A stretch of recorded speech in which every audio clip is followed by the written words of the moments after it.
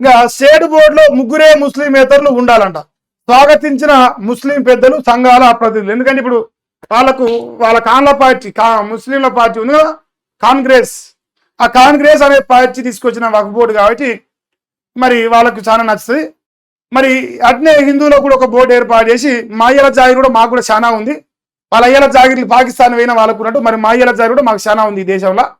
మా తాతలు ముత్తాతలు మా తాతలు కూడా మాకు మస్తు సంపాదించి పెట్టారు. మరి మాకు కూడా కాంగ్రెస్ పార్టీ ఒక బోర్డు ఏర్పాటు చేసి తెలంగాణ ఉన్న భూమి మొత్తం మాకు అప్పచెప్తే బాగుంటుండే అట్లా చెప్పారట.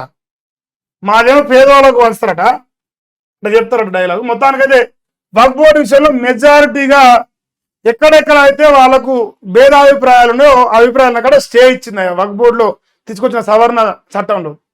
మరి ఇది కాంగ్రెస్ పార్టీకి లడ్డు కావాలన్న అన్నట్టే ఉంది. మరి ఆ స్టే ఎప్పటి వరకు ఉంటే తర్వాత మరి నెక్స్ట్ ప్రొసీడింగ్స్ ఏం చేద్దాం తర్వాత చూద్దాం.